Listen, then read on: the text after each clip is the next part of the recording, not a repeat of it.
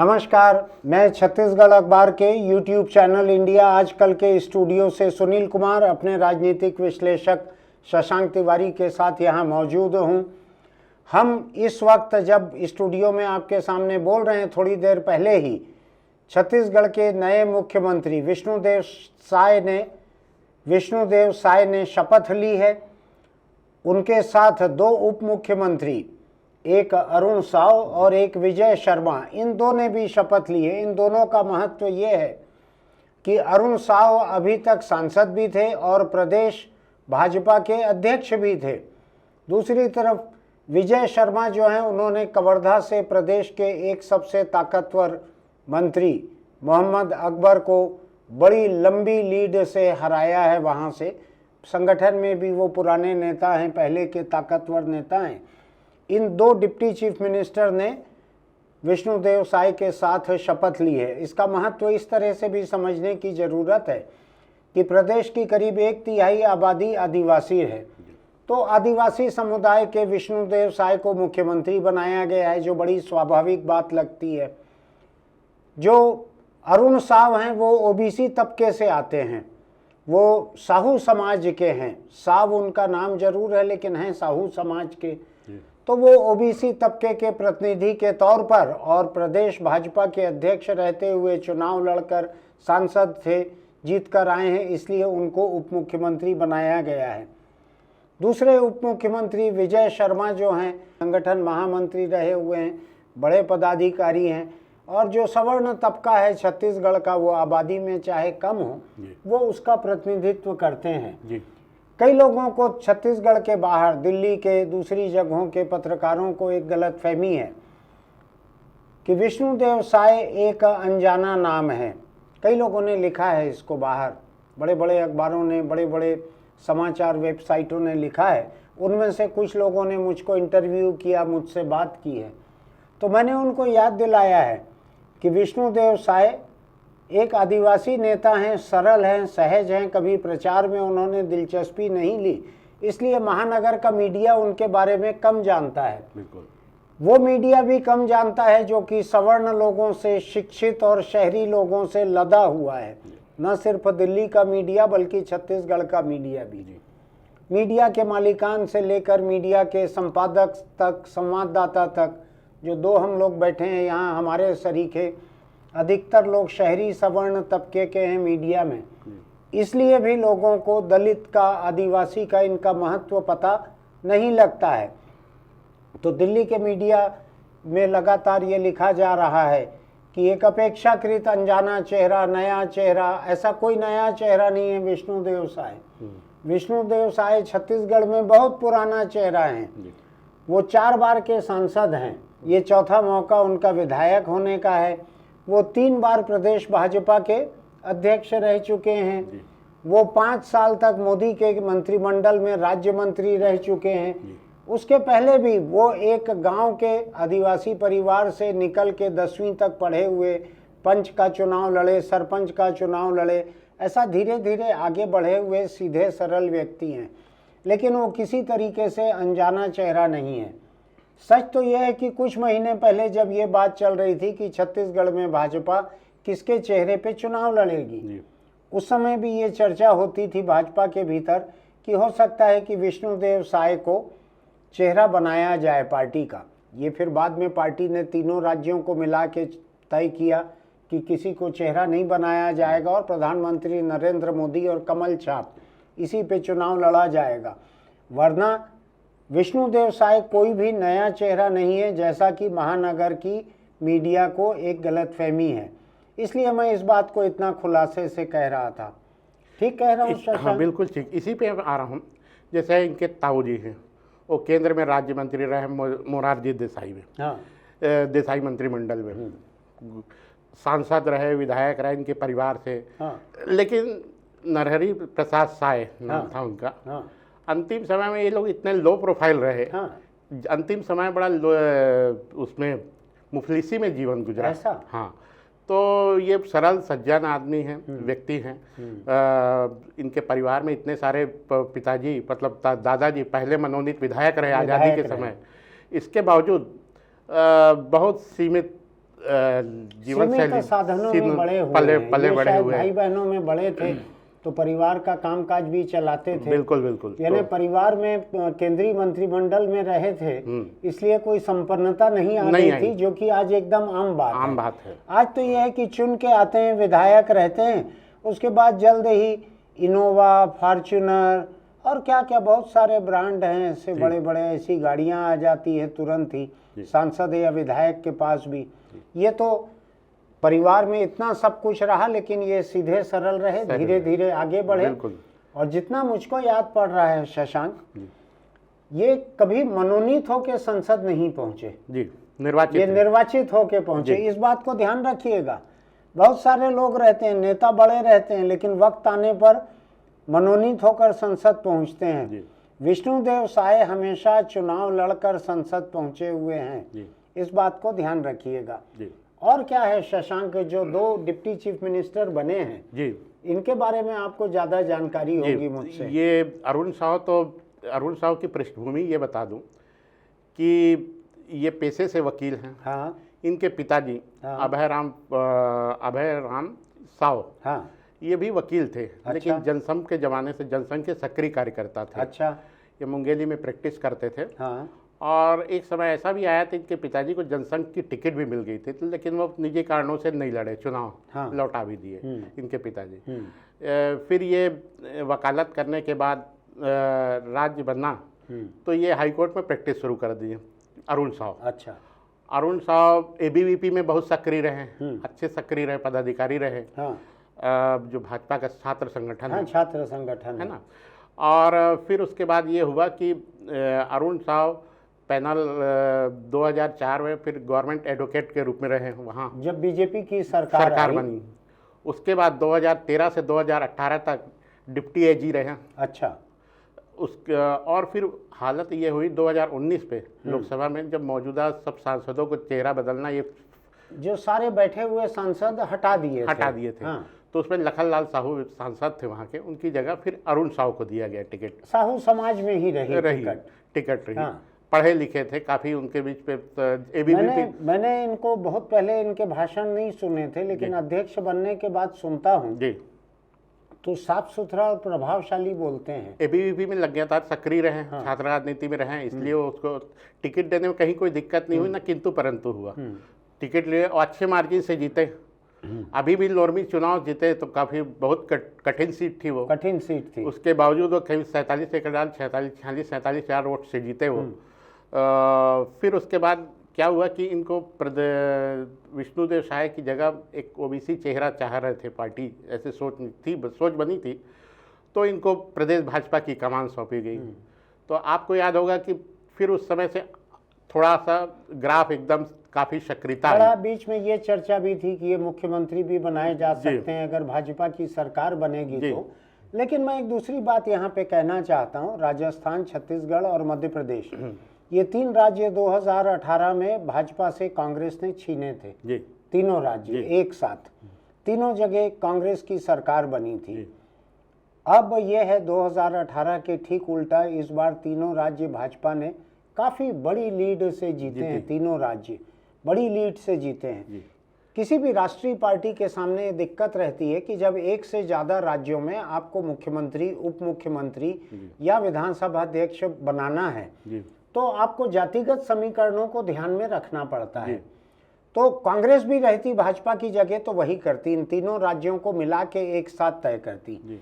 भाजपा में चूंकि मोदी और शाह देख रहे हैं पूरा काम, तो ये है कि जिन लोगों को अभी इन तीनों राज्यों में बनाया गया है, मुख्यमंत्री, उप मुख्यमंत्री, स्पीकर, अभी छत्तीसगढ़ में नहीं होंगे, मध्य प्रदेश में अनाउंस हो गए, यहाँ भी हो जाएंगे।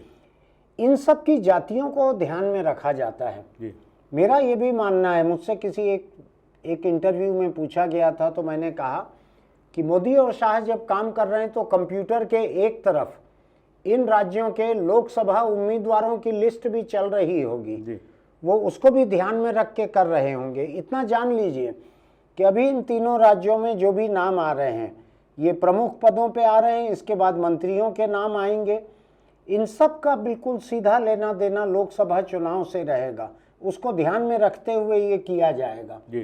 छत्तीसगढ़ में चूंकि पूरा का पूरा सरगुजा 14 की 14 सीटें भाजपा को चली गई। जी पिछले बार पूरी 14 की 14 कांग्रेस के पास थी, जी इस बार 14 की 14 भाजपा में चली गई और बस्तर में 12 में से 8 सीटें भाजपा को चली गई। जी इसलिए भी भाजपा ने यहाँ पे एक आदिवासी को महत्व देना तय किया, पहली बात। जी दूसरी बात यह है कि राजस्थान और मध्य प्रदेश में भाजपा के पास कोई बड़ा आदिवासी चेहरा है भी नहीं, इसलिए भी ये करना पड़ा कि वहाँ पे यहाँ आदिवासी को मुख्यमंत्री बनाना पड़ा। जी बनाया भाजपा ने, जी। और इन दो दूसरे प्रदेशों में जी दूसरी जातियों के लोगों को मौका मिला। जैसे राजस्थान में पहली बार विधायक बने एक ब्राह्मण को बना दिया। जी तो इस स्थिति को समझने की जरूरत है। राष्ट्रीय पार्टी की अपनी जटिल मजबूरियां रहती है, जिसके चलते हुए उन्होंने ये काम किया, अलग अलग प्रदेशों में अलग अलग जातियों के लोगों को महत्व दिया। और छत्तीसगढ़ में एक दूसरी बात ये भी समझने की ज़रूरत है कि रमन सिंह तो 15 साल मुख्यमंत्री रहे हुए सबसे वरिष्ठ भाजपा नेता हैं ही, जी लेकिन जिस दिन रमन सिंह मुख्यमंत्री बने थे 2003 में, जी उस दिन रमन सिंह भी इतने अनुभवी और इतने बार जीते हुए नहीं थे जितने बार जीते हुए आज साए हैं। साए। तो इस बात को भी समझने की ज़रूरत है कि जैसे क्रिकेट में कभी नए बॉलर को भी मौका दिया जाता है, वरना जो पुराने बॉलर हैं वो ज़्यादा विकेट ले सकते हैं, जी लेकिन नए बॉलर को भी मौका दिया जाता है। जी ठीक उसी तरीके से साए ने कभी राज्य नहीं चलाया है, रमन सिंह ने 3 बार चलाया है, जी लेकिन रमन सिंह का ये चुनावी कार्यकाल जो है ये शायद उनका उम्र के लिहाज से भी आखिरी कार्यकाल रहेगा, ऐसा हो सकता है। ऐसे में एक नए लीडर को, मैं इनकी उम्र देख रहा था, ये कुल 59 साल के हैं। जी अभी सरकारी नौकरी में रहते विष्णुदेव साय तो रिटायर नहीं हुए रहते, ये 59 साल के हैं ये, तो इनका लंबा करियर अभी बाकी है। तो भाजपा ने सही समय पे एक अपेक्षाकृत नौजवान, अपेक्षाकृत कम उम्र के, अभी सठियाए भी नहीं है ये, इनको मुख्यमंत्री अगर बनाया है तो इसके महत्व को समझने की जरूरत है। इसके अलावा भी एक भाजपा की एक सोच रही है, खास करके अभी हाल के दिनों में या हाल कुछ वर्षों में गोंडवाना गणतंत्र पार्टी का उभार हुआ है। कुछ आदिवासी पार्टियां भी आ रही है, हमारा राज पार्टी, सर्व आदिवासी पार्टी है, इस तरह की हुआ। तो गोंडवाना गणतंत्र पार्टी न सिर्फ छत्तीसगढ़ बल्कि मध्य प्रदेश, राजस्थान तक ये काफ़ी सक्रिय है। अब इसलिए भी ऐसा रणनीति के हिसाब से ये एक फैसला, उचित फैसला माना जाता है। अभी कांग्रेस ने इस तरफ ध्यान नहीं दिया। इसका मतलब इस चुनाव में 1 दर्जन सीटें आप बारीकी से जाएं तो हार का कारण वो बनी है, आधा दर्जन से 1 सीटें। खास करके पूरा आप सरगुजा लोकसभा आप देखिए तो पूरा वो गोंडवाना ने बहुत वोट खींचे। बाबा की जो हार हुई है उससे 5 गुना जो है हमार राज पार्टी नेताम ने वोट पाए। वहाँ कांकेर में जो 16 वोट से आ रहे हैं, वहाँ 4000 वोट गोंडवाना गणतंत्र पार्टी गोंडवाना के हैं। तो आपको एक चीज ध्यान होगी कि कल या परसों आपके सामने में आया था जब मध्य प्रदेश में यादव मुख्यमंत्री मनोनीत हुए मोहन यादव, उस वक्त मैंने ये बात कही थी कि ये निशाना जो है ये यूपी बिहार पे है, ये अकेले मध्य प्रदेश पे नहीं है। आपको ध्यान होगा कि लोकसभा की सबसे ज़्यादा सीटें यूपी बिहार से आती हैं। उस यूपी बिहार में यादव जो हैं पर्याप्त संख्या में हैं, बड़ी संख्या में हैं। तो वहाँ पर वोटरों को प्रभावित करने के लिए भी मध्य प्रदेश में मोहन यादव, इनको मुख्यमंत्री बनाया गया। छत्तीसगढ़ में जो बनाया गया है विष्णुदेव साय को, एक आदिवासी को मुख्यमंत्री, इसका मतलब है लगा हुआ उड़ीसा, जो कि आदिवासी बहुत हैं वहां पर, झारखंड, मध्य प्रदेश का आदिवासी हिस्सा, महाराष्ट्र लगा हुआ गढ़चिरौली, ये आदिवासी हिस्सा। ऐसे देश के बहुत सारे आदिवासी हिस्सों में भाजपा के पास अब बताने के लिए है कि हमने एक आदिवासी को और एक सज्जन आदिवासी को, विनम्र आदिवासी को हमने मुख्यमंत्री बनाया है। और वो ये भी बतला सकते हैं कि जो लोग भाजपा में बने रहते हैं वो पंच से लेके मुख्यमंत्री तक पहुंचते हैं बिना किसी सिफारिश के, और खालिस भाजपाई हैं। ये सबसे बड़ी खालिस भाजपाई है, कभी झांका नहीं है इन्होंने कोई न दूसरी, न सिर्फ ये न इनके परिवार के भी पीढ़ियों में आप देखते जाइए। 1947 से आप जब से जनसंघ के जमाने से तो ये उन्हीं से जुड़े रहे। पद 3 बार ये पद बदले हटे, जब बने नहीं बने तो भी ये तो भी ये बने रहे, कभी नाराजगी नहीं रही। कुछ मुझको याद है, मैंने आपसे कहा था 2-4 दिन पहले यहीं पर कि जब इनको हटाया गया था भाजपा प्रदेश भाजपा अध्यक्ष से, विश्व आदिवासी दिवस था। उसके बाद ये मुझसे एक बार मिलने के लिए यहाँ पर चाय पीने हमारे ऑफिस आए थे, इनसे लंबी बातचीत हुई थी। इनके मन में रत्ती भर भी रंज नहीं था कि पार्टी ने इनको हटाया, विश्व आदिवासी दिवस के दिन हटाया कुछ। मैंने बहुत लंबी इनसे बातचीत की, ये संतुष्ट थे कि पार्टी हमारे लिए सब कुछ है, जो मेरे पास जो कुछ है जिसकी वजह से आप महत्वपूर्ण मान रहे हो, ये सब पार्टी का ही दिया हुआ है। ऐसी बड़ी लंबी इनसे बातचीत हुई थी। कोई इनके बंद कमरे की बातचीत में भी इनका कोई रंज सामने नहीं आया था। शशांक, अभी हमने जो बात की इसमें विजय शर्मा की बात बाकी रह गई है, जो दूसरे उप मुख्यमंत्री बनाए जा रहे हैं, थोड़ा इनके बारे में बताओ। इनका ये छात्र राजनीति से है, बहुत कम उम्र के हैं, मेरे ख्याल से 37-38 साल के हैं, ज़्यादा उम्र की नहीं है। ये छात्र राजनीति से आए हैं और कवर्धा के रहने वाले हैं, MSc किए हुए हैं रायपुर से ही।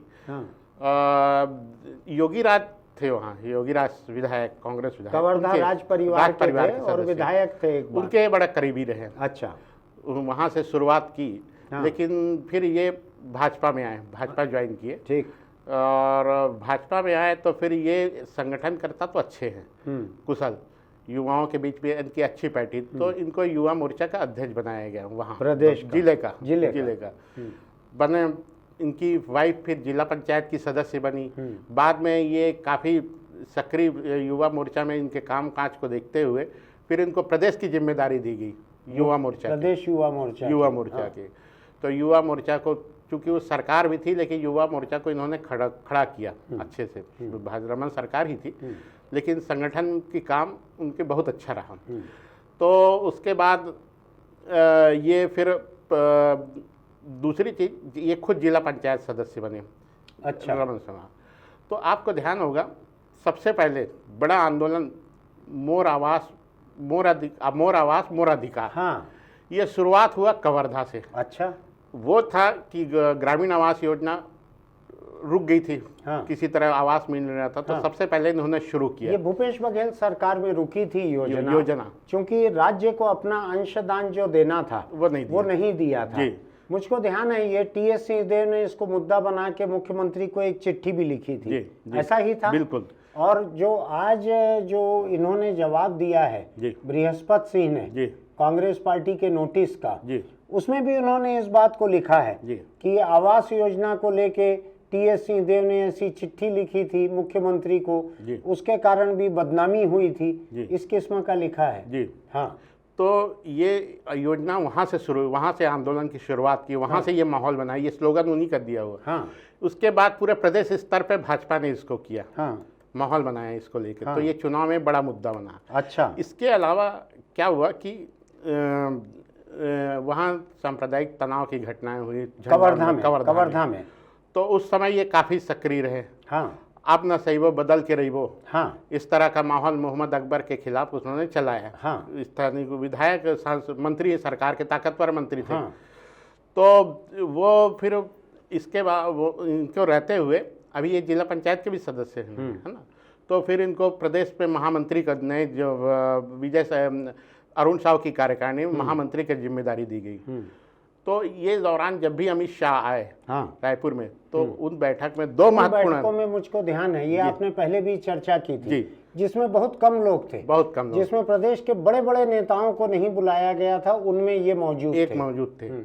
तो ये मौजूद थे। और दिल्ली में भी 2-3 इंटरनल जो बैठक होती थी, जिनमें चुनिंदा लोग थे, उसमें विजय शर्मा रहते थे, OP चौधरी साथ में, ये दोनों। तो ये जो नारेबाजी, ये प्रदेश स्तर पर जो माहौल खड़ा करने, अच्छा, इस दौरान काफ़ी जेल वेल भी जाना पड़ा। दिवाली, दशहरा सब जेल में ही मना इनका। अच्छा। उस दौरान तो पार्टी ने उन सबको ध्यान में रखते हुए खास महत्व दिया, विधानसभा टिकट दी, और बहुत विपरीत परिस्थितियों में एकदम 40,000 वोटों से जीत के आए। आपको ध्यान होगा 60,000 वोटों से मोहम्मद अकबर जीते थे कवर्धा से, 60,000 वोट से।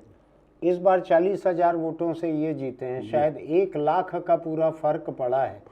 प्रदेश में शायद ही कोई ऐसी दूसरी सीट होगी जी जिसमें इतना बड़ा फर्क हो। जी कोई और विधानसभा सीट है क्या जिसमें 1 लाख का फर्क आया हो जी, बहुत दो कम है चुनावों जी, में? इस तरह का रुझान मुझको याद नहीं पड़ रहा है। दूसरा, शशांक, हम बात कर रहे थे जी विष्णुदेव साय कितने बार एमपी रहे। जी मुझको जो देखने मिल रहा है वो ये है कि वो 4 बार एमपी रहे।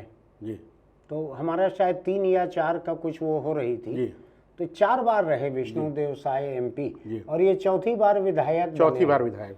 तो विष्णुदेव साय के बारे में जो शहरी मीडिया को अगर लग रहा है कि ये नाम अचानक सामने आ गया है, नया नाम है, नया चेहरा है, तो उनको जानकारी अपनी दुरुस्त करना चाहिए। जो व्यक्ति 4 बार सांसद, 4 बार विधायक, सब निर्वाचित, केंद्रीय मंत्री, प्रदेश का 3 या 4 बार का यहाँ का प्रदेश अध्यक्ष रहा हुआ, 3 बार का प्रदेश अध्यक्ष रहा हुआ, अगर वो नया चेहरा है तो फिर ऐसे मीडिया के लोगों को अपना चेहरा भी देखना चाहिए। आईने में हो सकता है खुद को ना पहचान पाए वो। राष्ट्रीय कार्य समिति के सदस्य हैं। हाँ, यानी संगठन के भीतर का अलग रहा, मैं तो केवल निर्वाचित गिना रहा हूँ जी। तो मीडिया के अगर कुछ शहरी लोगों को ये लगता है कि ये नया चेहरा है जी तो शायद वो आईने में अपना खुद का भी चेहरा नहीं पहचान पाएंगे, उनको लगेगा कि ये नया चेहरा है। ये जरूर है कि विष्णुदेव साय प्रचार वगैरह से दूर रहे। वो उन्होंने अपना कोई सोशल मीडिया प्रेजेंस ऐसा बड़ा खड़ा करने की कोशिश नहीं की जी। तो इन सब की वजह से उनकी चर्चा वहाँ कम होती है। अब आज लोगों को ये उम्मीद थी कि मंत्रियों का शपथ ग्रहण भी साथ में हो सकता है इन 3 लोगों के साथ। फिर जब लोगों ने देखा कि मध्य प्रदेश में केवल मुख्यमंत्री के साथ 2 डिप्टी चीफ मिनिस्टर की ही शपथ हुई है जी, तो फिर ये लगा कि छत्तीसगढ़ में भी शायद ऐसा ही होगा। मोदी आके चले जाएंगे, उनके सामने मंच पे 10-15 मिनट का कार्यक्रम होगा, इसके बाद फिर कैबिनेट आराम से आप बनाते रहिए, मंत्रिमंडल अपना। तो जब हम ये बात कर रहे हैं, इस बीच पूरा छत्तीसगढ़ इस सुगबुगाहट से भरा हुआ है कि कौन कौन मंत्री बनने वाले हैं। हमको कोई जानकारी नहीं है उसकी। कई लोग यहाँ तक मुझसे पूछ रहे हैं उनके कारोबार से जुड़ा हुआ कि ये विभाग का मंत्री कौन रहेगा, तो मुझको वो भी जानकारी नहीं है, ना विभाग की जानकारी है, ना नाम की जानकारी है। कोई हमको खबर थोड़ी है शशांक की किसको बनाया जाएगा। जी, उनको विधायकों को नहीं मालूम था। विधायकों को नहीं मालूम है कि जिनको शपथ लेना पड़ सकता है या नहीं लेना पड़ सकता है। इस बीच मुझको लोगों ने ये कहा है कि जितने कम से कम शहरी विधायक हैं भाजपा के छत्तीसगढ़ में, इन सब लोगों ने फेशियल करा लिया है, जैकेट नई सिला ली है, कोट वगैरह पहन लिया है और शायद वो और तैयार होके अच्छे से शपथ ग्रहण के लिए आ सकते हैं। तो अब आज का फेशियल हो सकता है कुछ लोगों का खराब हुआ हो, लेकिन उनके पास जब भी अगला शपथ ग्रहण तय होता है, आप अगर अगले शपथ ग्रहण में करीब कितने 10 मंत्री शपथ लेंगे, उन 10 लोगों के आप चेहरे देखिएगा, आपको लगेगा कि ये एकदम चमचमाते हुए किसी पार्लर से निकल कर आ रहे हैं।